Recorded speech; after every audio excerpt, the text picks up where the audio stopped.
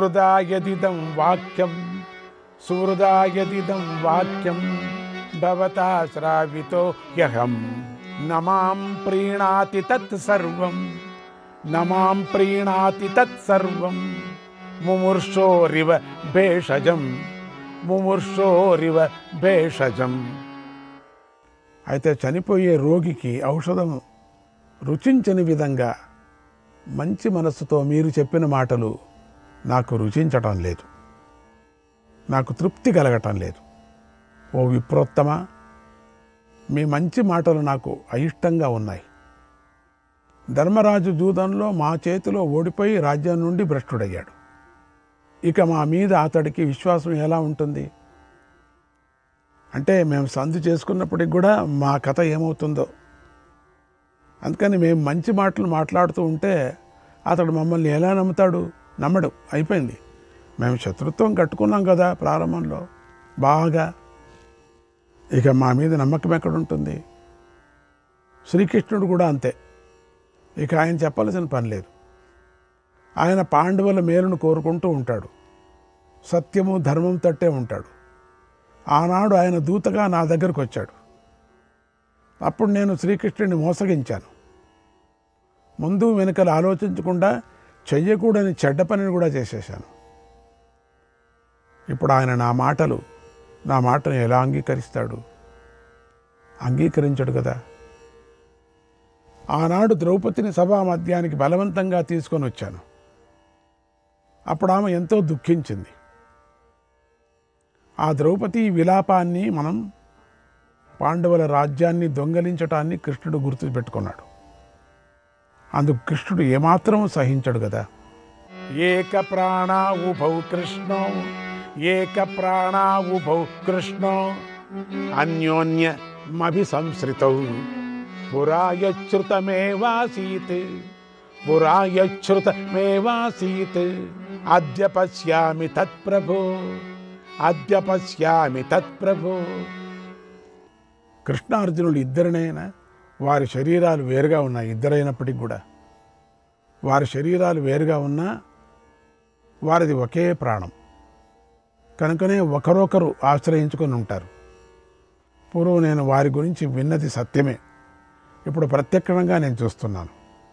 శ్రీకృష్ణుడు తన మేనలుడైనటువంటి అభిమన్యుడు మన చేతిలో మరణించడాన్ని విని అతి కష్టం మీద నిద్రిస్తున్నాడు. అతడికి నిద్రే రావటం లేదు. మనం అభిమన్యుడిని చంపి ఘోరమైన అపరాధం చేశాం కనుక ఆయన మనను ఎలా క్షమిస్తాడు? ఒక్క కృష్ణుడే కాదు, అభిమన్యుడు మరణించినందుకు అర్జునుడు కూడా శాంతంగా లేడు.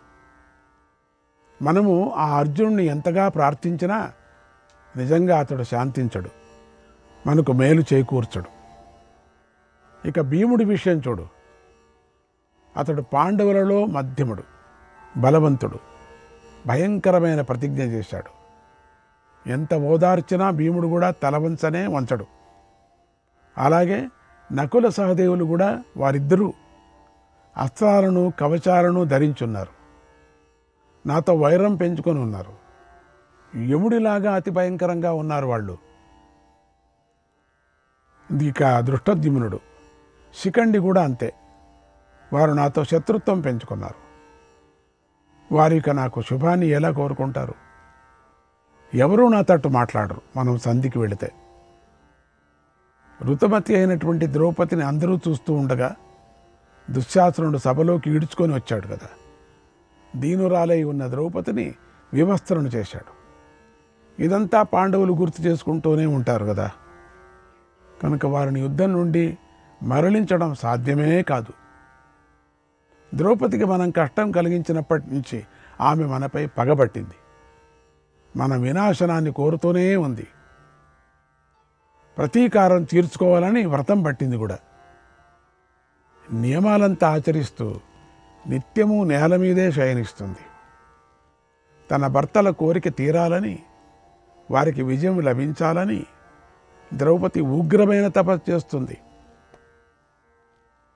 భర్తలను ముట్టదు ఆ విధంగా తపస్సు చేస్తూ ఉన్నది.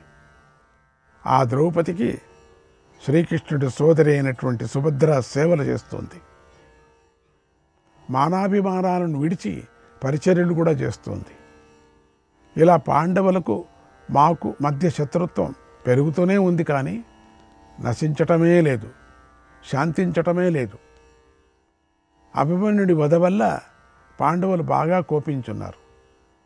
అలాంటి పాండవులతో నన్నేలా సంధి చేసుకోమంటున్నావు, నన్నేలా సంధి చేసుకోమంటున్నావు? లేదు, వంశకుడి కదా అభిమన్యుడు, వంశకుడినే విరిచేశాం. నేను సమస్త భూమండలాన్ని తిరుగు లేకుండా పాలించాను. అలాంటి నన్ను ఇప్పుడు పాండవుల దయ మీద రాజ్యాన్ని ఎలా అనుభవించమంటారు? నేను రాజులందరిపై సూర్యుడిలాగా ప్రకాశించాను. అలాంటి నన్ను ఇప్పుడు ఒక దాసుడిలాగా ధర్మరాజును ఎలా అనుసరించమంటారు? ధర్మరాజు మాట ఎలా వినమంటారు?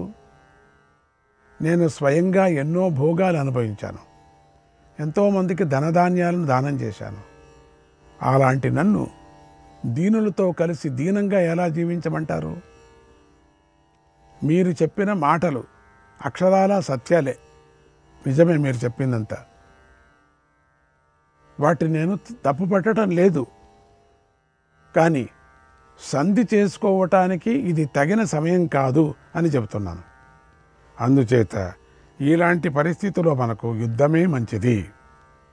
ఓ ఆచార్య, ఇది మనకు యుద్ధం చేసే సమయమే కానీ సంధి చేసుకునే సమయం కాదు. నేను ఎన్నో యజ్ఞాలు చేశాను, ఎంతోమంది విప్రులకు దక్షిణలు ఇచ్చాను, నా కోరికలన్నీ తీరాయి. నేను వేదపాఠాలు విన్నాను, ఎందరో శత్రువులను అణగదొక్కాను. నా చేత సేవకులు అందరూ కూడా బాగా పోషించబడ్డారు, దీనులంతా ఉద్ధరించబడ్డారు. ఇప్పుడు నేను పాండవులతో సంధి గురించి మాట్లాడటం ఏమైనా బాగుంటుందా? కనుక నేను సంధి గురించి వారితో నేను మాట్లాడను. నేను శత్రు రాజ్యాలను జయించాను, నా రాజ్యాన్నే చక్కగా పాలించాను, ఎన్నో సుఖాలను అనుభవించాను, ధర్మార్థ కామాలను కూడా అనుభవించాను, పితృ క్షత్ర రుణాలను కూడా తీర్చుకున్నాను. నధ్రువం సుఖమస్తీతి, నధ్రువం సుఖమస్తీతి, కుతో రాష్ట్రం కుతో యశః, ఇహ కీర్తిర్విదాతవ్య, ఇహ కీర్తిర్విదాతవ్య, సా చ యుద్ధేన నాణ్యత, సా చ యుద్ధేన నాణ్యత. ఈ లోకంలో ఎవడు ఎప్పుడు సుఖంగా ఉండలేడు. ఇక రాజ్యము యశస్సు అనేవి ఎలా స్థిరంగా ఉంటాయి? ఏది ప్రపంచంలో ఏది స్థిరం లేదు. ఇహలోకంలో కీర్తిని గడించాలి, అది నాలాంటి వాడికి కేవలం యుద్ధంతోనే సాధ్యమవుతుంది. కనుక నేను యుద్ధం చేసే తీరాలి. ఇంట్లో శయ్య మీద మరణించటం అనేది క్షత్రియులకు అధర్మం. కనుక నేను ఇంట్లో ఉండి మరణించకూడదు, యుద్ధభూమిలోనే మరణించాలి. యజ్ఞయాగాదులు చేసి అరణ్యంలోనూ లేదా యుద్ధంలోనూ మరణించిన క్షత్రియుడే ఉత్తమ గతిని పొందుతాడు. రోగంతో బాధపడుతూ, ఆర్తితో దీనంగా విలపిస్తూ, చుట్టూ ఆత్మీయులు ఏడుస్తూ ఉండగా వారి మధ్యలో మరణించే క్షత్రియుడు అసలు క్షత్రియుడే కాడు. క్షత్రియుడు అట్లా మరణించకూడదు. ఇంట్లో పడుకొని చుట్టూ ఏడుస్తూ ఉంటే రోగంతో అట్లా క్షత్రియుడు కాదు. కనుక నేను భోగభాగ్యాలను విడిచిపెట్టి ఉత్తమ గతిని పొందే వారి గతినే పొందుతాను. శూరులు, సదాచార సంపన్నులు, యుద్ధం నుండి వెనక్కు తిరగనివారు, సత్య మార్గాన్ని ఆచరించే బుద్ధిమంతులు పొందినటువంటి లోకాన్ని నేను పొందుతాను. యజ్ఞయాగాలు చేసేవారు, శస్త్రం అనే అవభృతం చేత పవిత్రులైన వారు స్వర్గలోకాన్ని పొందుతారు. యుద్ధంలో వీరమరణం పొందిన వారిని అప్సరసలు సంతోషంగా చూస్తారు. వారు దేవసభలో పూజలందుకుంటూ ఉండటాన్ని పితృలోకం చూస్తుంది. వారు స్వర్గంలో అప్సరసలతో కలిసి ఆనందంగా ఉంటారు. దేవతలు యుద్ధంలో వెనక్కు తిరగని శూరులు ఏ మార్గంలో వెళతారో భీష్మ, ద్రోణ, కర్ణ, దుశ్శాసనుడు కలిసి వెళ్ళిన ఆ మార్గంలోనే మనం కూడా వెళదాం. ఎంతోమంది వీరులు నా కోసం యుద్ధం చేసి బాణాలతో గాయపడ్డారు, నా కోసం చేసినటువంటి వాళ్ళు. రక్తంతో తడిసిపోయి యుద్ధభూమిలో పడిపోయి ఉన్నారు చూడు. ఉత్తమ అస్త్రవేత్తలు, శాస్త్రవిధి ప్రకారంగా యజ్ఞాలు చేసే శూరులు, యుద్ధంలో ప్రాణాలు విడిచేవారు ఇంద్రలోకాన్ని పొందారు. పూర్వులు అలా స్వయంగా దారి చూపించిన మార్గంలో ఇప్పుడు రణవీరులు మహావేగంతో చేరిపోతున్నారు అక్కడికి. దానివల్ల మార్గం కిటకిటలాడుతోంది. వీరులెందరో నా కోసం ప్రాణత్యాగం చేశారు. నేను వారిని స్మరిస్తూ వారి రుణం తీర్చుకోవాలని ప్రయత్నిస్తున్నాను. అంతేకాని నాకు రాజ్యం మీద మనస్సు పోవటం లేదు. నేను స్నేహితులను, సోదరులను, పితామహులను పోగొట్టుకున్నాను. ఇప్పుడు కేవలం నా ప్రాణాలను మాత్రమే రక్షించుకుంటే లోకం నన్ను తప్పకుండా నిందిస్తుంది. నేను బంధువులను, ముఖ్యమైన మిత్రులను కూడా పోగొట్టుకుంటున్నాను. వారు లేకుండా ఇప్పుడు నేను ధర్మరాజు పాదాలు పట్టుకొని రాజ్యాన్ని సంపాదిస్తే గౌరవంగా ఉంటుందా? లోకంలో మర్యాదగా ఉంటుందా? కనుక ఇంతవరకు లోక వినాశనాన్ని చేసిన నేను యుద్ధాన్ని ఆపను, యుద్ధమే చేస్తాను, వీర స్వర్గాన్ని పొందుతాను, నాకిక మరో మార్గమే లేదు అన్నాడు. ఆ సమయంలో అక్కడ ఉన్న రాజులు ఆ మాటలు విని సంతోషించారు.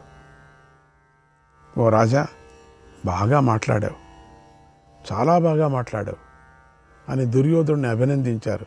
నిజంగా ఇట్లా మాట్లాడేది మహాభారతానికి మొత్తం ఇప్పుడే మాట్లాడింది. ఇట్లా ఇంతవరకు మాట్లాడలేదు. ఎప్పుడూ చంపు చంపు చంపు. ఓటమికి సంబంధించిన దుఃఖాన్ని విడిచిపెట్టారు. పరాక్రమం చూపించడానికి సిద్ధపడ్డారు అందరూ కూడా. మహారాజు అట్లా మాట్లాడుతూ ఉండగానే దుర్యోధనుడు చెడ్డవాడే అయినప్పటికీ కూడా బుద్ధిమంతుడు. ఇక అందరూ యుద్ధం చేయాలని నిశ్చయించుకున్నారు. యుద్ధాన్ని మెచ్చుకుంటూ తమ వాహనాలకు విశ్రాంతిని కల్పించారు. 2 యోజనాల దాకా వెళ్ళి నిలబడ్డారు. అక్కడ గల సరస్వతీ నది వద్దకు వెళ్ళారు. అప్పుడు సరస్వతీ నది ఉండింది. సరస్వతీ నది హిమాలయాల్లో ఉన్న పవిత్రమైన నది, శుభప్రదమైన నది. చెట్లులోని శిఖర ప్రాంతంలో ఎర్రని రంగులో గల నీటితో కూడి ఉంది. అందరూ సరస్వతీ నదిలోకి దిగి స్నానాలు చేశారు, నీటిని తాగారు. వారందరూ మనస్సును గట్టి చేసుకొని మళ్ళీ యుద్ధభూమికి వెళ్ళటానికి సిద్ధమయ్యారు. అన్నాడు సంజయుడు. శ్రీకృష్ణాయ పరమాత్మనే నమః. 6వ అధ్యాయం. సంజయుడు ధృతరాష్ట్రుడికి ఇలా చెప్తున్నాడు. ఓ మహారాజా, యుద్ధం చేయాలనుకుంటున్న రాజులందరూ కూడా హిమాలయ పర్వత ప్రదేశానికి వచ్చారు కదా, వారందరూ ఆ రాత్రి అక్కడే గడిపారు. శల్యుడు, చిత్రసేనుడు, శకుని, అశ్వత్థామ, కృపాచార్యుడు, కృతవర్మ, సుషేనుడు మొదలైన ఈ వీరులందరూ అక్కడే రాత్రిని గడిపారు. రణభూమిలో కర్ణుడు చనిపోవటంతోనే నీ పుత్రులు యుద్ధంలో బాగా భయపడ్డారు. వారికి ఎక్కడ కూడా శాంతి దక్కలేదు. ఆ హిమాలయ పర్వత ప్రదేశంలో శాంతిని పొందారు. ఆ సమయంలో వీరులు యుద్ధానికి తగిన ఏర్పాట్లన్నీ చేసుకున్నారు. శల్యుడికి దగ్గరలో ఉన్నటువంటి దుర్యోధనుడితో ఇలా అన్నారు. ఓ రాజా, నువ్వు మాలో ఎవరినో ఒకరిని సేనాపతిని చెయ్యి. తర్వాత శత్రువులతో యుద్ధం చేయి. మేము ఆ సేనాపతి చేత రక్షించబడుతూ యుద్ధం చేస్తాం, నీ శత్రువులను జయిస్తామన్నారు. ఆ మాటలు విని దుర్యోధనుడు రథాన్నెక్కి అశ్వత్థామ దగ్గరికి వెళ్ళాడు. అశ్వత్థామ రథికులలో శ్రేష్ఠుడు. అతడికి యుద్ధానికి సంబంధించిన సమస్త విషయాలు తెలుసు. యుద్ధంలో అశ్వత్థామ శత్రువులకు యమధర్మరాజు వంటివాడు. ఆ అశ్వత్థామ సర్వలక్షణ సంపన్నుడు. అటువంటి అశ్వత్థామతో దుర్యోధనుడు ఇలా అన్నాడు. ఓ విప్ర, మీరు గురుపుత్రుడు, మీరే మా అందరికీ దిక్కు. మీ ఆజ్ఞతో మేము సేనాధిపతి కోసమే ఎదురు చూస్తున్నాం. మేము ఎవరి సారథ్యంలో నడవాలి, పాండవులను ఎవరి సహకారంతో గెలవాలి, ఇంకా గెలిచేటువంటి అలాంటి సమర్థుడైన సేనాపతిని మాకు నియమించండి అని కోరాడు. అప్పుడు అశ్వత్థామ ఇలా చెప్పాడు, ఓ మహారాజా, శల్యుడు మంచి కులం, రూపం, తేజస్సు, యశస్సు, సంపదలు గలవాడు, సకల గుణాలు గలవాడు. కనుక మనకిప్పుడు ఆ శల్యుడే మన సేనాధిపతి అగుగాక, మనలను నడిపించును కాక. శల్యుడు ఆత్మీయులైన తన మేనళ్ళునే విడిచిపెట్టేశాడు. కృతజ్ఞతతో మన పక్షంలో చేరాడు. మేనళ్ళను వదిలేసి పాండవ పక్షంలో ఉండిన వాళ్ళను మన పక్షంలో చేరాడు. అతడు గొప్ప సైన్యం కలవాడు, మహాబాహువు, రెండవ కుమారస్వామి వంటివాడు. ఏనం సేనాపతిం కృత్వా నృపతిం నృపసత్తమా శక్యః ప్రాప్తుం జయోస్మాభిః దేవైస్కందమివాజితం.